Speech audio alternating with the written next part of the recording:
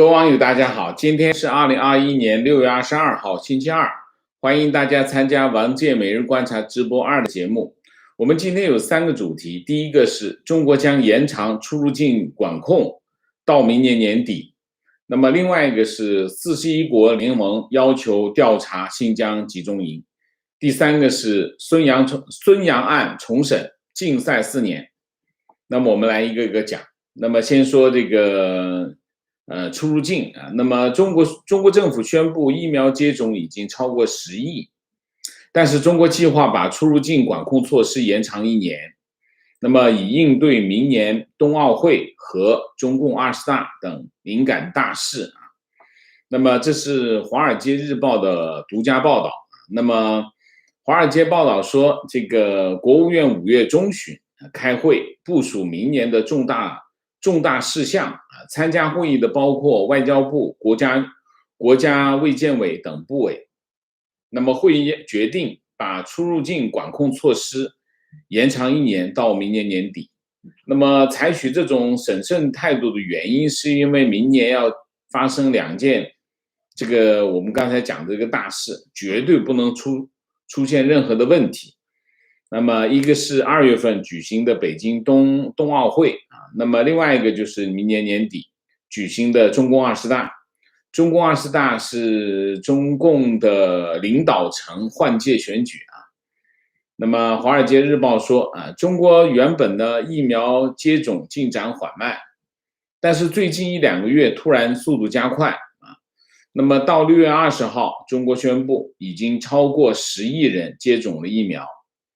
那么6月初中国每天有1000万人接种疫苗，不过到了8月初每天他说这个6月初每天有2000万人接种疫苗，那到了8月初每天接种人数会下降到1000万，因为接种的工作会逐渐转移到边远的地区。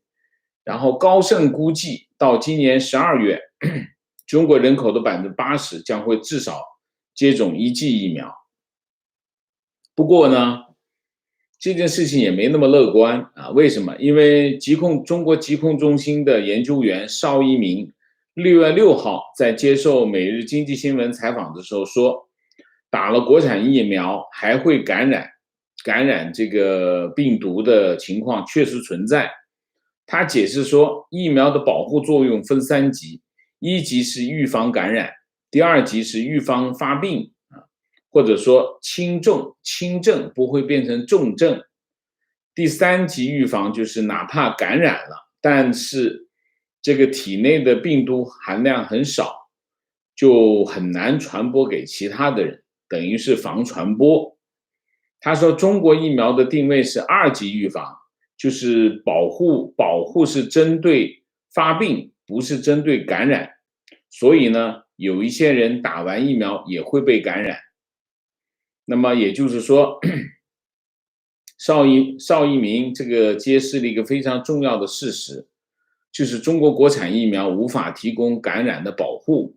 那么中国即使是大规模接种疫苗，也无法形成群体免疫。因此，国产疫苗不能阻断感染链啊。那么从这个角度，你就可以理解中国为什么要延长出入境的管控措施，根本原因是什么？根本原因是国产疫苗没卵用啊。那么我们先讲一下现在中国现行的出入境管控措施。那么2020年11月12号，国家移民管理局的副局长尹成建，他介绍当前中国采取的这个出入境的管控措施。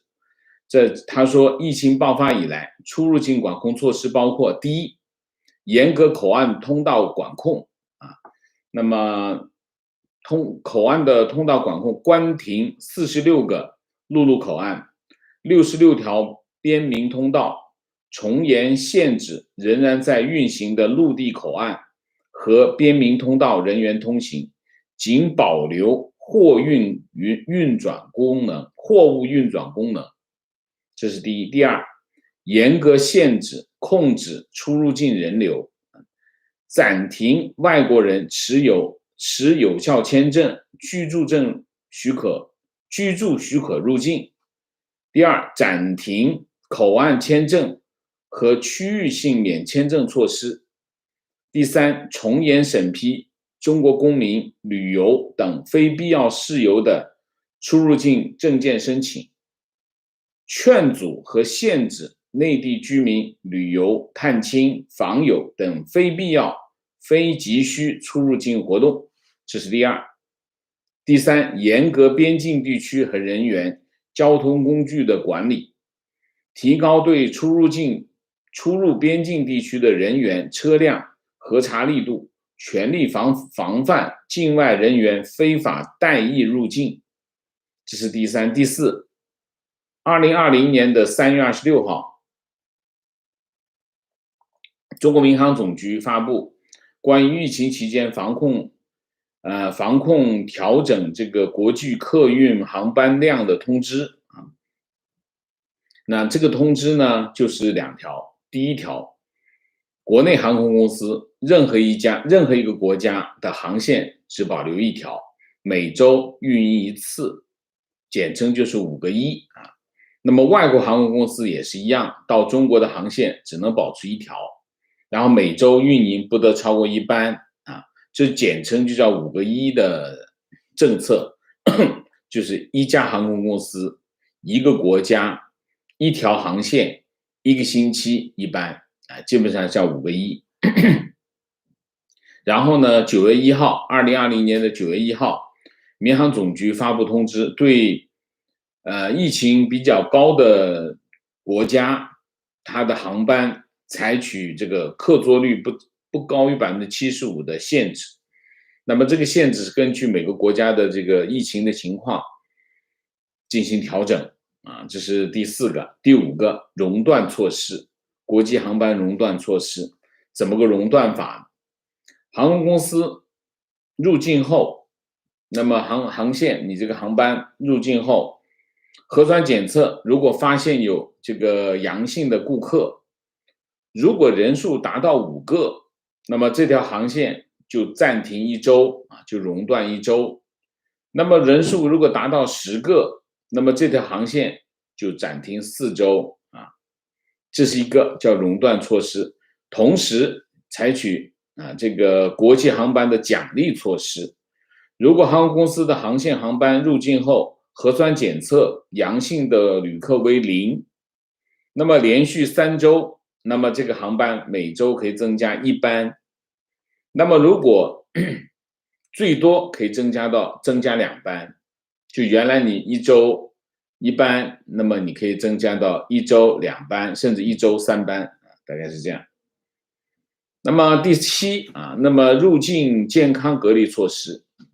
那么现在所有的国际旅客进入中国都要进行隔离措施，最严格的是北京北京是14+7，14+7呢就是14天这个集中观察集中观察就到酒店或者到某个地方集中观察，然后核酸检测14天14天期间有4次核酸检测，那么如果没有问题，那么就7天居家健康监测，就7天在家里待着，不要出去就是这是一个情况。然后呢，如果这个入境的航班发现有人员或者物品或者环境有阳性的，那么就是14天集中隔离满了以后，还要进行集中观察，7天的集中观察，就是14+7。那么第2类，如果他发现了人员环境在集中观察的期间，如果发现了，那么增加这个对7天居家隔离呢，也可以集中观察，就是延长7天大概就是这样。这北京目前是全中国最严格的隔离措施。那么上海呢，就基本上是最宽松的，叫7+7啊，7天集中隔离，7天居家隔离啊。那么其他的省基本上都是保持14天的集中隔离啊，集中观察啊。那么期间还有4次的这个核酸检测。大概目前中国的这个叫管控，就叫出入境管控措施，大概就是这样。这件事情会延长到明年年底啊。那么消息人士告诉《华尔街日报》，如果中国政府如果放松出入境限制的话，会先从哪里开始？香港、澳门啊，香港、澳门。但是现在的情况是，广东省的疫情相当紧张。你可以看啊，就是广州、深圳、佛山、东莞、珠海情况都比较紧张，所以这件事情不会发生，我认为是不会发生。那么迄今为止，中国还没有批准任何一个世界卫生组织紧急授权使用的任何一款西方的疫苗。那么现在计划是7月份准备批准BNT BioNTech 的这个疫苗生产。那么现在美国迄今为止也没有批准任何的中国疫苗。中国疾控中心的前主任冯子健，前副主任冯子健6月初曾经说过，从清零战略转向开放边境的时机取决于疫苗的接种率。我认为这个说法完全不靠谱。为什么？就算是疫苗全接种，如果它不能提供这个感染的保护的话，接种率再高也没有用啊。所以实际上这是不正确的啊，这是一个非常重要的一个情况啊。那么现在的情况是什么呢？现在的情况是，到目前为止，北京冬奥会是2月4号要召开，冬奥会组委会现在还没有宣布是不是让外国观众入境观赛啊。那么日本现在的情况就是日本不允许这个外国观众入境观赛啊。这是一个。另外一个呢，就是由于持续不断的各地这个疫情的爆发，其实会产生一个什么影响呢？就是会让中国不断的出现这种管控措施，各种管控措施。你看中国一出现，马上这个地方封停啊，一出现马上封停。然后这种情况呢，实际上就像一个玻璃天花板，包括现有的出入境的管控措施，就像一个玻璃天花板，限制了中国经济的复苏啊。而且在中国运作的跨国公司的运营方式也会受到限制，高管之间根本没办法当面交流啊。这是这个《华尔街日报》的报道啊。那么目前的情况是什么呢？目前的情况是，美国和加拿大应该是会率先进入一个常态啊，就是说7月份、8月份应该就完全进入常态，因为现在美国已经基本上看不到太大的影响了，因为现在虽然7月4号不能够达到70%的接种率，但也差不多了啊。加拿大的接种的速度也非常的快。然后是欧洲和日本紧随其后，然后是其他的国家在世卫的 COVAX， 就是疫苗的援助计划。那么慢慢的，疫苗援助计划现在已经有20亿，慢慢的会逐步的实现群体免疫。大体上情况就是你可以看到西方发达国家会率先从疫情当中走出来。那么中国从去年3月份就说已经走出疫情，但是实际上由于它的疫苗无效啊，就是不能够提供有效的保护，就是或者说我们可以简单的说，它疫苗质量不过关，它导致的结果是什么？导致的结果它就是不断的出现各个地方还是出现小规模的爆发，它整个就没办法全面放开啊。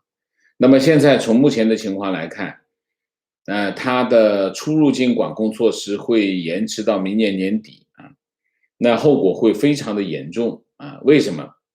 那么中国在疫情恢复的情况下，将大幅的落后于其他的国家，尤其是发达国家。那么你可以看到，第一个，广东疫情对中国的出口有影响。为什么？两个港口，一个是广州港，具体的讲是南沙港，南沙港是广州港的主体，另外一个就是盐田港，这两个港口现在都出现了问题啊。那么这两个港口都因为疫情运作受到影响。大家知道，中国出口都是从港口往外跑，那你港口一出问题，那对中国的出口是有影响，这是第一个。第二个，中国不能恢复跟其他国家的往来，你正好碰上什么？现在最流行的一句话叫什么？叫产业链重组，正好碰上产业链重组，对跨国公司影响非常大。你不要以为这就是2个月见不着面，不是这样。当他发现2个月见不着面，他意味着可能以后还会见不着面，他就可能把产业链挪走。这是第二点。第三点，你这一吹牛皮又吹破了吧？这个之前讲中国率先走出疫情，那个叫什么？那个叫不断的吹嘘这个制度性的优势啊。那现在你落后了，是不是制度性有劣势呢？这就打脸了。那么第四，这一点很重要。你当中国自己仍然深陷在疫情当中的时候，这就给疫情追责提供了话题啊。这是关于这个中国会把出入控措施延迟到明年年底，延长1年时间的就是这样啊，这影响非常大啊。那我们讲第二个主题，41国联盟要求调查新疆集中营啊。那么加拿大6月22号在联合国人权理事会上发表联合声明，代表全球41个国家组成的一个跨地区联盟，要求调查新疆针对100万维吾尔穆斯林的集中营。那么加拿大驻日内瓦的联合国大使诺顿在发表这项声明的时强调，彻底调查这个人权危机十分迫切。诺顿说，可信的报告显示，有100万人在新疆遭到肆意的拘捕，针对维吾尔人和其他少数族裔的存在普遍的不成比例的监控，根本自由和维吾尔人文化受到限制。还有报道指出，存在酷刑或者惨不忍睹的屈辱对待或者惩罚、强制节育、性和性别暴力，以及当局强迫儿童与他们父母的分离。诺顿代表这个联盟敦促中国政府立刻允许包括联合国人权事务高级专员在内的独立观察员进入新疆。这是一个。另外一个，联合国人权事务高级专员巴切莱特6月21号表示，人权理事会希望能与中国政府达成协议，今年访问新疆地区，调查维吾尔族穆斯林遭受严重侵害的报道。这是巴切莱特第一次公开表示，他人权理事会人权专员希望访问中国的时间表，这第一次啊。他说，我继续与中国就访问的形式进行讨论，包括有意义的进入新疆维吾尔地自治区，希望这在今年能够实现，尤其是继续有报道指出存在严重的侵犯人权的行为。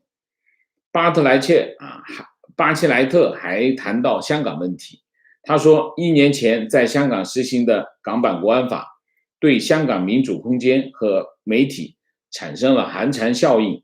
他表示，已经有107人因为国安法遭到逮捕，其中57人被正式起诉。那么他的办公室就是人权事务高级专员办公室，从2018年9月就开始和中国进行谈判，就是访问中国的谈判。那么巴切莱特受到西方国家越来越大的压力，要求他访问新疆。那么巴切莱特在联合国人权理事会开幕的时候表示，他持续与中国讨论这个的问题讨论这个访问新疆的问题。另外，国际特赦组织和人权观察今年发表记载中国对付新疆维吾尔族行径的报告，并说这些行径可能构成违反人道罪。国际专家研究证实，新疆存在严重的强迫劳动的情况。联合国专家、人权组织和活动人士指责中国将至少100万维吾尔和其他少数民族穆斯林关押在再教育营接受洗脑。中国当局最初否认这些关押营的存在，后来又辩称这些营地是职业培训中心，是为了消除当地人极端主义倾向，学习语言和职业技能。在教育营被关押者证实，他们受到政治洗脑和精神折磨，包括被强迫放弃穆斯林信仰，宣誓对中共和习近平效忠。还有大量海外少数民族人士表示，他们在新疆的家人和亲朋好友被关押、失踪、下落不明。中国因残酷对待新疆维吾尔人和其他穆斯林少数民族，正面临国际社会越来越多的谴责。那么中国的回应，中国常驻日内瓦代表团发言人刘玉印在发表一篇声明说，中国制定和实施香港国安法属于中国主权。他说，某些国家和势力出于政治目的，散布关于新疆的无耻谎言，企图抹黑中国，干涉中国内政，遏制中国发展，他们的图谋不会得逞。他说，我们欢迎人权高专访华并参观新疆，同时我们多次表明，这次访问应该是友好访问，目的是促进双方交流与合作，而不是进行有罪推定式的所谓调查。那么这个人权组织，另外有一个人权组织叫保护卫士，6月21号发表报告，揭露中国司法体系系统践踏人权的一种特殊现象——监视居住。保护卫士的总部在西班牙马德里。报告说，在中国，成千上万的人遭受一种被称为指定居所监视居住，叫 RSL 的违反基本人权的强制拘押措施。这个组织研究人员指出，2013年中国修改了法律，扩大了警察的权利，警方的权利几乎不受任何的监督。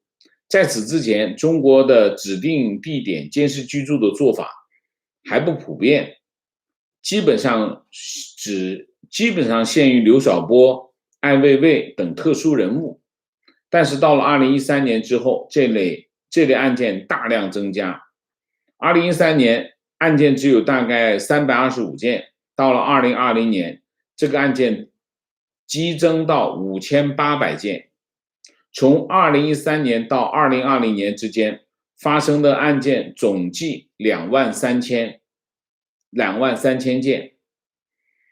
保护卫士的报告还收集了指定监视居住亲历者的证词，全面记述了中国这个秘密系统的运作情况，详细介绍了这个系统确定绑架目标、日常运作、秘密审讯和人体折磨等方面的具体做法。保卫卫士说，这个系统中，公安部门可以在没有审判的情况下对嫌疑人进行长期拘押。保卫卫士把这种行为称之为国家支持的绑架行为。按照正常法律程序，嫌疑人被拘留后，当局应该通知其家人。但是保卫卫士的报告说，中国警方常规性的省去了这一程序，嫌疑人无法与家人和他们的法律代表进行接触，几乎没有听说过警方允许律师接触嫌疑人或者让家人进行探视。保卫卫士在给联合国的一封信表示，这份报告显示出世界上范围最广的一个强迫失踪的系统。毫无疑问，中国的指定居所监视居住使用的范围是广泛而系统。如果不对中国的这种做法提出挑战，它有可能扩散到其他的国家。中国不仅对国内的人权人士采取这种做法，而且对在中国的外国人也采取这种做法。报告列举了澳大利亚记者陈磊、作家杨恒军、加拿大前外交官康明凯和商人斯帕佛的例子。报告称，这些都是中国政府进行的人质外交的具体案例啊。那么大家知道，中美关系破裂啊，然后西方国家选边站到了价值观联盟的一边，人权组织现在就开始发挥效力，而且你可以看，现在世界国际上的人权组织对中国的这些调查，对中国这些情况和掌握非常的清晰准确。你看这人权保护卫士的这个报告非常准确清晰，就已经跟以前不一样。以前很多人权组织对中国的一些分析和报告，还是以某种程度上是隔靴搔痒，但是现在不是。现在你一看这个一打就到，非常精准的打到要害。所以联合国，所以这些人权组织对中国的人权有非常大的帮助。中国的人权是谁帮忙争取的？都是这些人权组织帮忙争取的，所以要感谢他们啊！中国人一定要感谢他们啊！中国政府不断的抹黑这些人权组织，大家知道这些人权组织功劳非常大，而且大家还可以看到一个现象，联合国这个平台风向开始变了，看见没有啊？这个西方国家的影响力越来越大，为什么？人多啊，人多力量大。然后中国的影响力开始减退，这是一个。第三个讲孙杨啊，国际体育仲裁法庭CAS 6月22号发表简短的新闻通稿，宣布孙杨药检案重审结果。孙杨违反国际泳联反兴奋剂规则第 2.3 条和 2.5 条规定，构成兴奋剂违规，叫 ADRV， 但竞赛时长由此前的8年缩短为4年0.3个月，从2020年2月28号开始计算。这就意味着什么？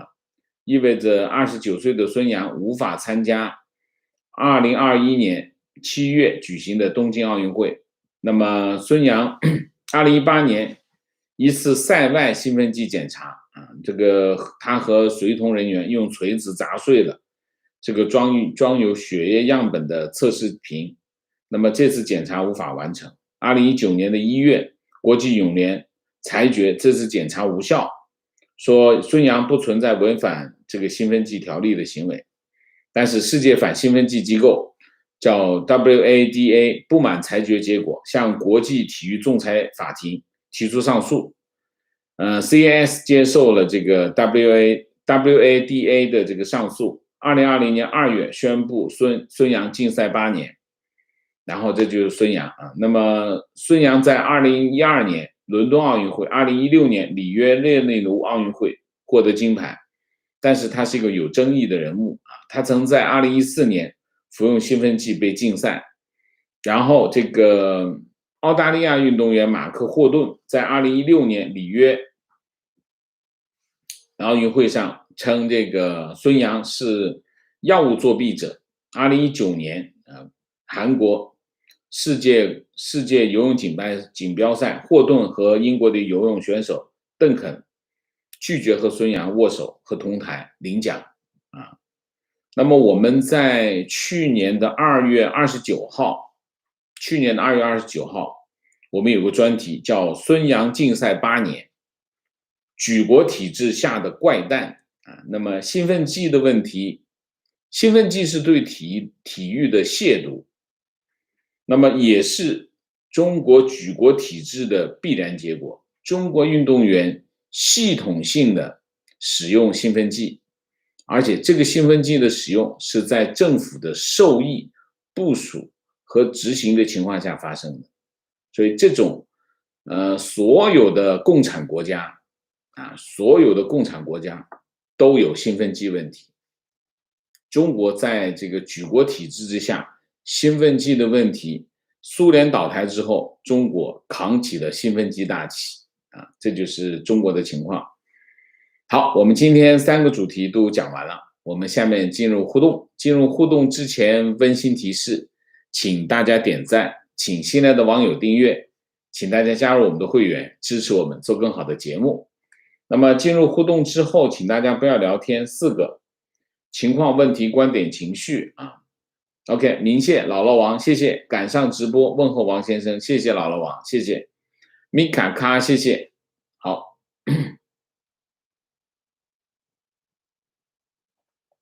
情况，深圳宝安又封了几个村，第3次全部核酸了。OK， 深圳的疫情好像越来越严重了啊。广州那边说是连续3天零感染。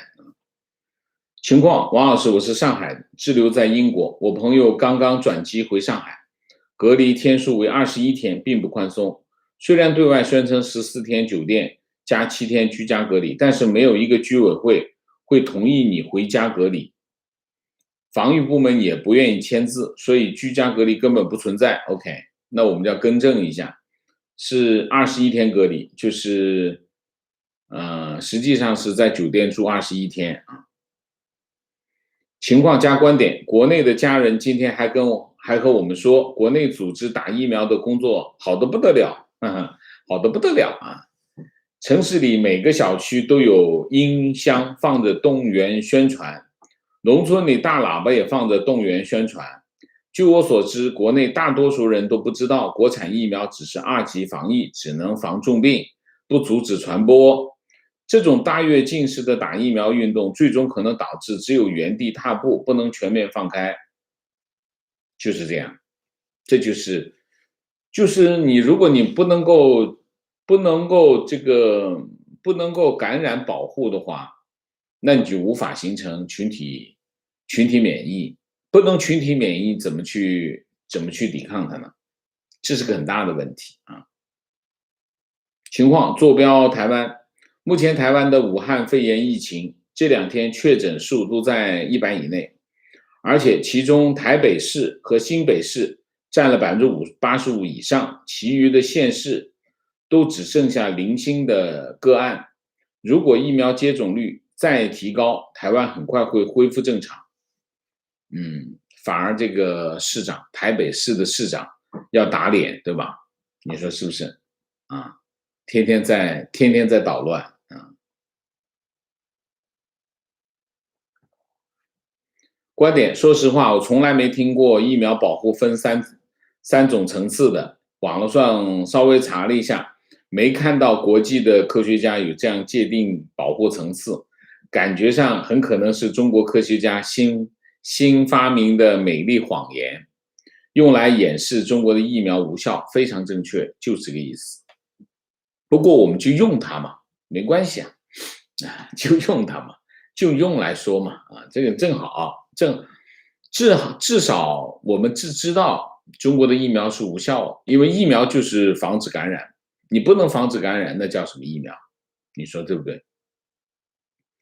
情况，王老师你好，我在上海，身边大多数打了疫苗的朋友和同事都知道国产疫苗是扯淡，但之所以还是打了疫苗，是因为害怕如果不打疫苗，以后工作生活会受影响、受限制，相当于承受副作用的风险，去换了一个未来可能不受或者少受限制的通行证。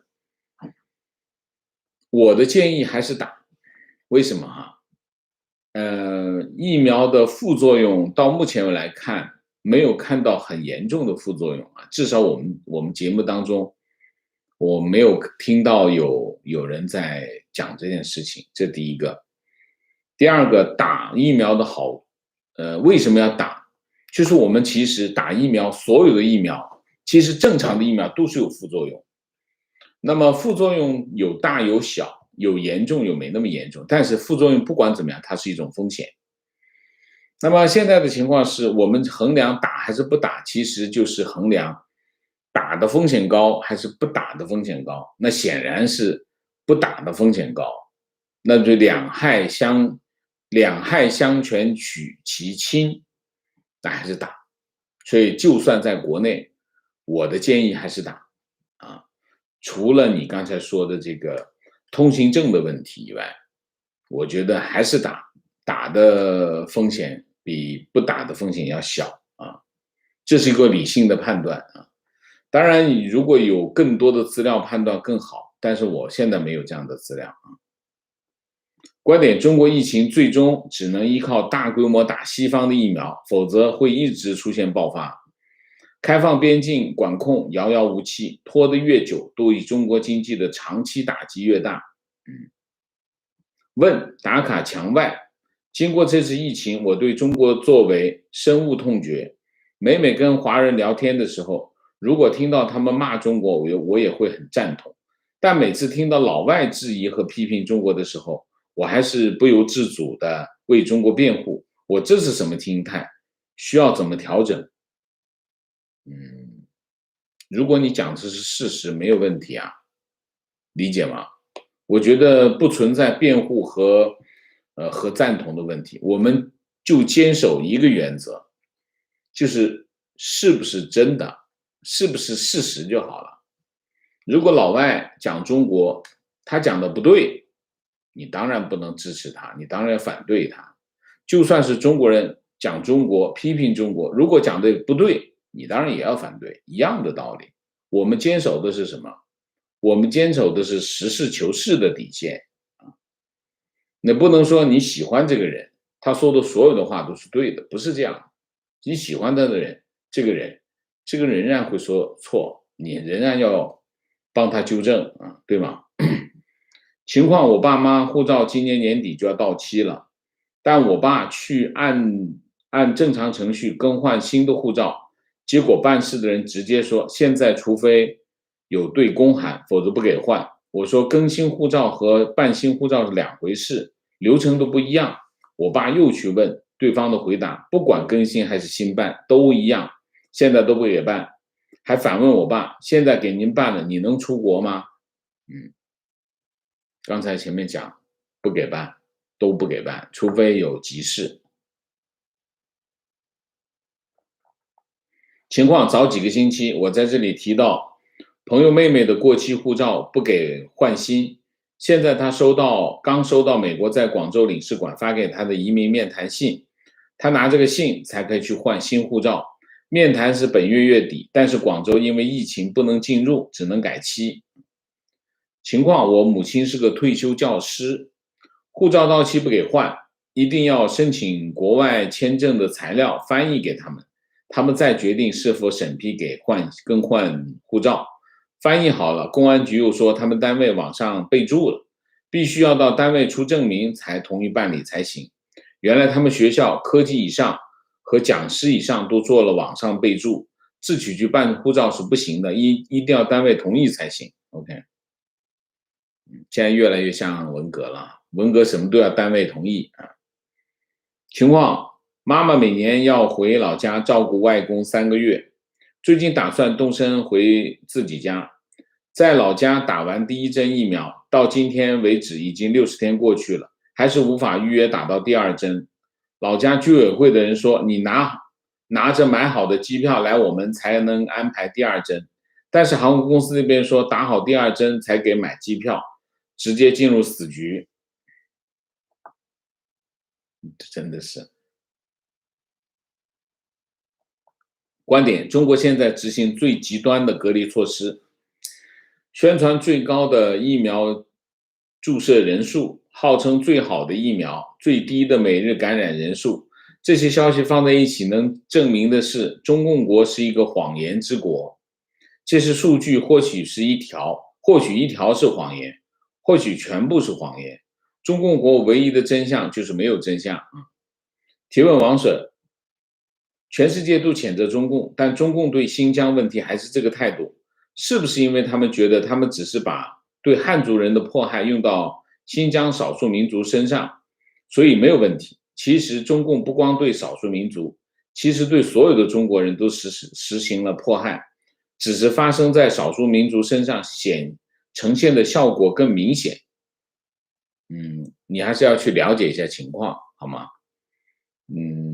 从你这个文字来看，你觉得这件事情在新疆很正常，但是你不了解真相，你还是去了解一下真相嘛。在新疆发生的情况比你想象的严重100倍，所以你要去了解真相。我不在这说了啊，那是真的，不是假的，不是人权组织瞎编的，不是这回事啊，没有放大啊。情绪，我是大陆网友，听了王老师节目半年多，第一次留言。我是天主教，现在周日、礼拜天带孩子未满18岁不能进教堂，只能在教堂其他的教室学习。我和管理人员对峙，问他们：你们符合宪法和社会主义核心价值观吗？他们不作答，我们也没有办法，愤怒也没有什么用，真不知道怎么办。想到这件事情，心情就很差，被迫害、打压、限制人权和自由，悲哀、无奈。这个网友听到了没有啊？情况加情绪，08年左右听到所有人都在吵反腐2个字，就一个机灵，感觉墙内不能待，得赶紧走。但父母为了他们体制内的利益升迁不支持，也认为我在国内，他们可以帮我找工作，衣食无忧。满18岁后自己偷跑出国很多年，也多年不再和他们说话，看着墙内的亲戚朋友各种被逼着隔离，被逼着打国产疫苗，躲都躲不掉，心情无比复杂。现在自己的孩子马上降生了，觉得永远不可能像我父母一样对待他。你还是要找你父母，还是要跟他们联系啊，他们毕竟是你的父母。他们有什么不对，他们有什么做的事情不妥当，你可以原谅他们，你可以告诉他们，但是不跟他们讲话是不对的啊，要跟他们讲话，要说服他们，要帮助他们啊。你自己也要当父亲啊，那么你自己也会知道一个父亲的心情，所以要理解他们，尽量的跟他们联系吧，好吗？情况，深圳昨天和今天开始核酸检测，不做核酸不让进小区，上班不让进社区，每个路口都有保安检查，感觉核酸是家常便饭，扫完码你的信息都在里面，就像王先生说的，数字集权已经在身边了，特别压抑。感谢王先生的节目陪伴，让我内心平静一些。OK， 观点，学生时代学历史时，总不明白怎么会达到历史书上说的封建王朝末期，社会矛盾加剧，贫富差异加大，土地兼并严重，导致王朝灭亡。今天的中国的现状完美的诠释了这一概念，对历史生动的解释，说明了专制无民主的政权必定和历史上的一个一个王朝一样，避免不了灭亡的命运。越专制越高压，这个过程走得越快。例如秦国这历史没白学情况，银川、呼和浩特等西部少数民族地区全面拆除少数民族传统建筑特征的建筑，清真寺的金顶、纪念碑全部拆除，赤裸裸的民族特征泯灭政策。中共我们有一个专门的节目讲中共的少数民族政策，大家可以去看一下可以去看一下。提问：中国的战狼外交是不是故意的？目的是和美国分开阵营，以自己为中心发展社会主义联盟。战狼外交当然是故意的，一定是故意的。战狼外交有点像什么？战狼外交有点像就是你戴一个很凶的面具去战狼外交，就这个意思。那么和美国分开阵营发展社会主义联盟，战狼外交的目的主要是什么？主要是让别人害怕他，强力的推动他的这个政治进程，然后呢，显示他很厉害。主要是这个戏呢，是演给国内看，不是演给外面人看啊。好，明谢 Rainy Man， 谢谢。好，我们今天的主题就到这里，感谢大家的参与，我们下个节目再见。再见之前，请大家点赞，请新来的网友订阅，请大家加入我们的会员，支持我们做更好的节目，做更好的自己。谢谢大家，谢谢。